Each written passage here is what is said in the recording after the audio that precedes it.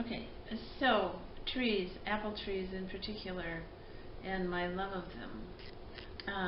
In about 6 years ago now, I made some money in my business, and I wanted to start a nonprofit to see if I could figure out how to help the environment. A friend of mine knew prisoners and knew the Commissioner of Corrections in Minnesota and said he's a big gardener. I called him up. I left a voicemail, and he sent my voicemail around to all of the wardens in the prisons, state prisons in Minnesota. I started getting phone calls from them saying, I'd like to get $1,500 from you to start a garden at our prison. And I did that for a couple of years to quite a few prisons in Minnesota. Then I knew a guy who had some wholesale apple trees, and I thought, well, instead of the gardens, I'll just do apple orchards. So I started doing that, and at the moment I've done planted, well, not planted, but given the apple trees to 61 orchards at prisons in the Midwest.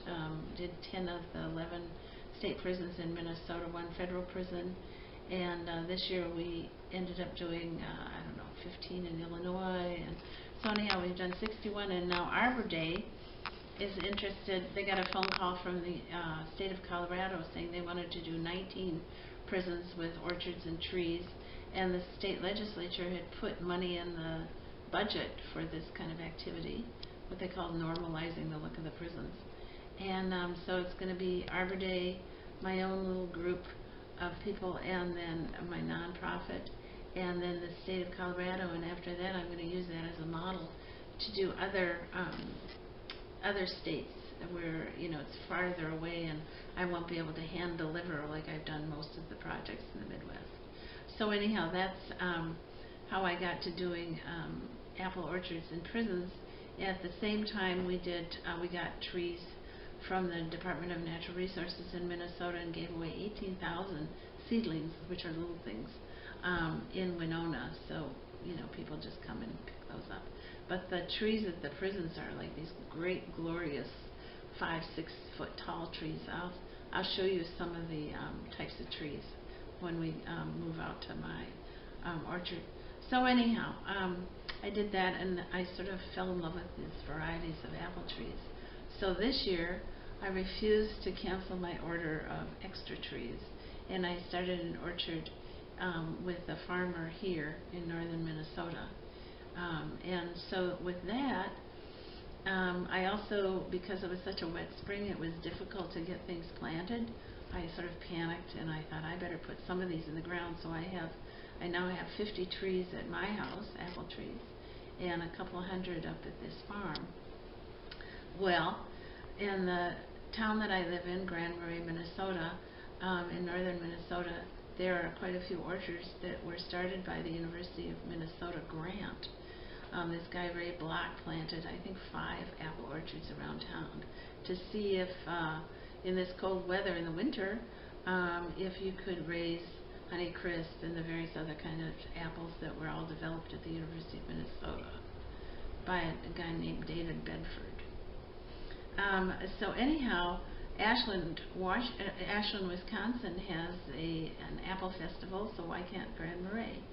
So I put together this project, and this year we're having the first ever apple festival in Grand Marais on October 19th. And we're going to, you can go to the 3 orchards. I gave, as part of the prison project, I gave 100 trees to the jail in Grand Marais. And the Great Expectations Charter School across the street picked it up, and they did all kinds of fabulous things in their curriculum, and they tended the trees and also grown strawberries and grapes and other things. So anyhow, you can go to the Great Expectations Orchard, Ray Block's, Dan Bouch's at the other end of town, or just view the new orchard that we put in this year at the farm. And also there's an apple press at the Great Expectations School where you're going to get your apples pressed.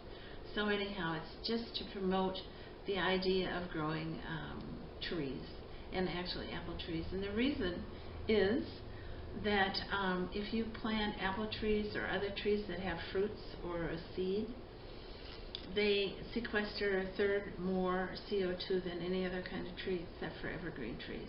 Because if you think about the apples, you know, as kind of like a soft kind of wood, you can imagine that they're taking up a lot more CO2 making that product, which you then pick off and, you know, they grow it again next year.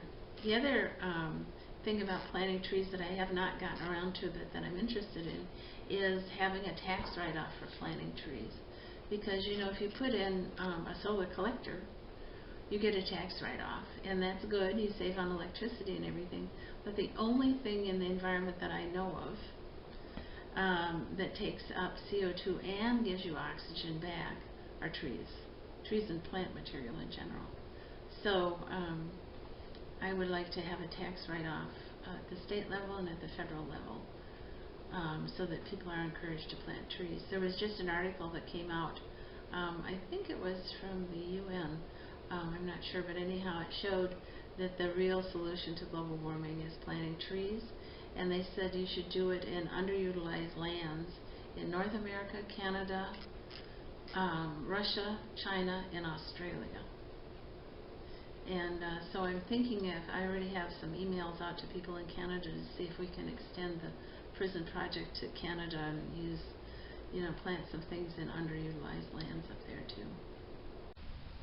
Okay, so this is the garden with the apple trees in it, and like I said, I worried about the trees surviving because it was such a wet spring when I was giving them to the farm, so I planted these just to make sure that some of them survived anyhow. And I have a variety of 12 different kinds of trees. The trees that I fell in love with, the apple tree types. So these are macoons. These are Kingston Blacks. These are Honeycrisp. This is Zestart, developed at the University of Minnesota along with Honeycrisp. Sweet 16, I think, was developed at the University of Minnesota. Chestnut crab, I don't think was developed there. This is Duchess of Oldenburg, one of my favorites. This one is Northern Spy. And this one is Frostbite. Now some of these, like Frostbite, were the ones that were mixed or bred with other ones to give you, and I think Northern Spy as well, to give you the Honeycrisp. So I got all the ones that I'd heard about that sounded like they were fabulous, or the ones that I really like to eat, and so that's what these are. And then this group of trees are all Honeycrisp from a year ago.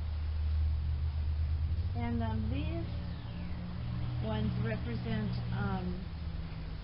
grafted small trees, some of which took and some of which didn't.